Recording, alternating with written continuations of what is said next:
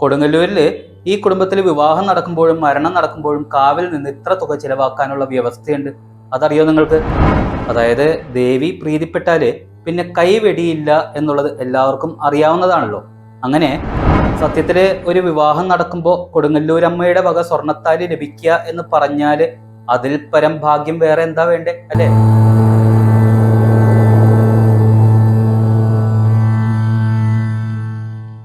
അമ്മേശ്വരണം ദേവീശ്വരണം. കൊടുങ്ങല്ലൂർ കാവിലെ കുംഭഭരണി കൊടിയേറ്റവുമായി ബന്ധപ്പെട്ട് പല തവണ പല വീഡിയോകളിലായിട്ട് ഞാൻ മലയൻ തട്ടാൻ എന്ന് പറയേണ്ടായി. ചടങ്ങ് നടത്തുന്നതിനായിട്ട് കൊടുങ്ങല്ലൂർ തമ്പുരാൻ പവിഴമാല കൊടുക്കുന്നതും മലയൻ തട്ടാൻ തമ്പുരാനെ കണ്ട് തിരുമുൽ കാഴ്ച കഴിക്കുന്നതും തമ്പുരാൻ ഓണക്കോടി കൊടുക്കുന്നതും ഒക്കെ ഞാൻ കഴിഞ്ഞ വീഡിയോയിൽ പറഞ്ഞിട്ടുണ്ടായിരുന്നു. അപ്പോൾ ഈ മലയൻ തട്ടാനും കുടുംബത്തിനും ഈ കൊടി കയറ്റുന്നതിനുള്ള അവകാശം എങ്ങനെ സിദ്ധിച്ചു എന്നുള്ളതിനെ കുറിച്ച് കൂടി പറഞ്ഞാലേ അവരെക്കുറിച്ചുള്ള വിവരണം പൂർണ്ണമാവൂ.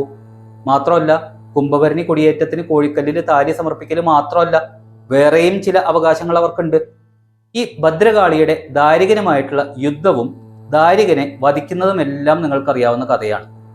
ഈ ദാരികനെ വധിച്ചതിന് ശേഷം സാക്ഷാൽ ശ്രീഭദ്രകാളി വരുമ്പോൾ ആദ്യം ചെന്നുപെട്ടത് മലയൻ തട്ടാന്റെ മുൻപിലാണ്. ആ സമയത്ത് ദേവിയുടെ ഉടയാടകളിലൊക്കെ നിറയെ രക്തം പുരണ്ടിരിക്കുന്നത് കണ്ട തട്ടാൻ മാറാൻ ഒരു ഉടയാടയും ഒപ്പം ദാരികനെ വധിച്ചതിന്റെ സന്തോഷ സൂചകമായിട്ട് ഒരു സ്വർണ്ണത്താലിയും ദേവിക്ക് നൽകിയത്രേ.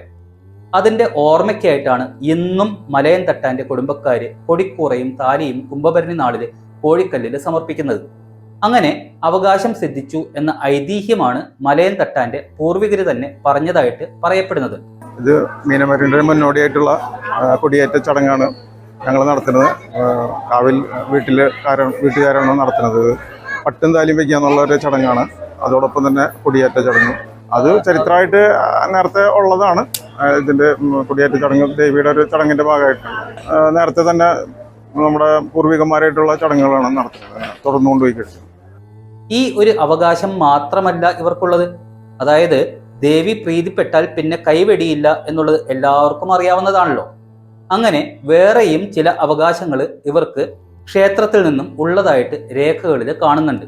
അതായത് കൊടുങ്ങല്ലൂർ കാവിൽ ഇന്നും ചടങ്ങുകളും ആചാരങ്ങളും നടത്തപ്പെടുന്നത് വളരെ പണ്ട് എഴുതി വെച്ച ഒരു പതിവ് പുസ്തകം എന്ന പുസ്തകത്തിൽ പറഞ്ഞ പ്രകാരമാണ്.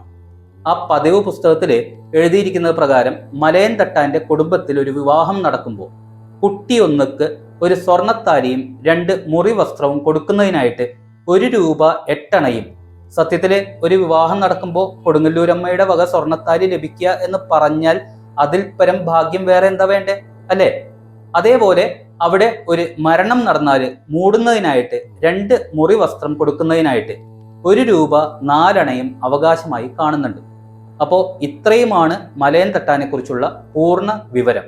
അടുത്ത വീഡിയോയിൽ മറ്റൊരു അവകാശി വിഭാഗത്തെക്കുറിച്ച് പറയാം. നന്ദി, നമസ്കാരം.